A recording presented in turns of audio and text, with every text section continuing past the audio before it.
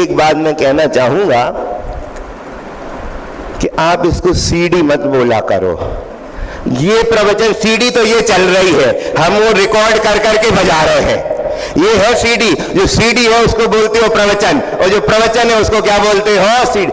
गुरुदेव जिंदा है। जब आप एक बात बताओ, जब गुरुदेव थे तो हमारा जब सदैव मौजूद थे तो हमारा असली प्रयोजन उनकी देह से था कि नहीं? उनके आत्मा से था कि नहीं? उनकी आत्मा का उनसे प्रयोजन था, हमसे तो हमारा प्रयोजन काय से था? उनकी वाणी से था, और वो तो आज भी अक्षर सा क्या है? मौजूद है। तो गुरुदेव जीवित हैं, और जैसे पहले जीवित थे वैसे ही अभी जीवित थे। मैं कहने के लिए नहीं कह रहा, हमें तो ऐसा लगता है गुरुदेव बिल्कुल आसपास ही हैं। वो कह रहे ऐसा सोचो तो ऐसा मत सोचो, इस विषय को ऐसा सोचो, ऐसा मत सोचो, इस विषय को ऐसा बोलो, ऐसा मत बोलो। हमें तो ऐसा लगता है बिल्कुल यही क्या है? मौजूद है, कभी लगता ही नहीं। भाई साहब से बात चल रही थी कि आपका तो और बहुत लोगों का ये परम सौभाग्य है कि आपने उस युग को साक्षात देखा है। हम तो बहुत अभागे हैं कि साक्षात नहीं देख पाए, पर परोक्ष रोज देखते हैं हर समय। और ये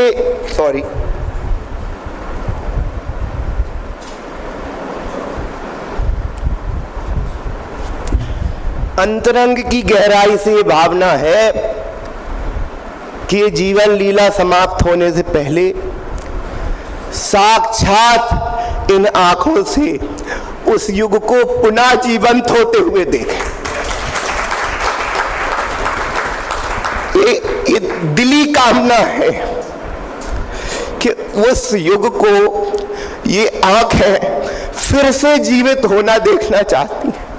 वास्तव में मुकेश जी, भाई साहब विनोद जी नहीं है, पंडित जी से मेरी एक बार ही चर्चा हुई थी बहुत गहरी। उसमें मैं समझ गया था कि ये गुरुदेव और गुरुदेव की लाइन के लिए कितने समर्पित हैं। आज वो स्वर्ग से उनका जो सीना है वो चौड़ा हो जाता होगा कि मेरे बेटों ने करने लायक काम किया है। सबसे अच्छा तो ये है कि ऐसी अवस्था में पहुंच जाओ जहां कुछ करने धरने का क्या ना हो, विकल्प ही ना हो। लेकिन यदि फिर भी हमें कुछ करने धरने का भाव हो तो मात्र और मात्र ये करने जैसा है, इसके अलावा कुछ भी करने जैसा नहीं है। एक ही भावना है कि ऐसा आने वाला कल हो नगर नगर में कहान गुरु, सारी ही धरती सोनगढ़ हो।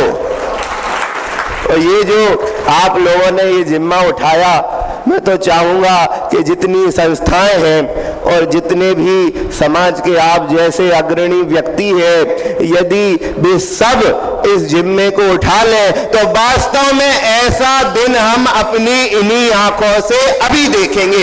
उस युग को हम जीवित होते हुए देखेंगे। ये अंतरंग की गहराई से भाई हुई भावना अवश्य ही फलीभूत होगी, नहीं हो तो 14 ब्रह्मांड को शून्य होना पड़ जाए, जो कि क्या है? असंभव है। वास्तव में हमारी सबकी ये सामूहिक भावना फलीभूत हो और हम फिर से एक बार उन दृश्यों को देख सकें। इसी भावना के साथ ओम नमः सिद्धेभ्यः।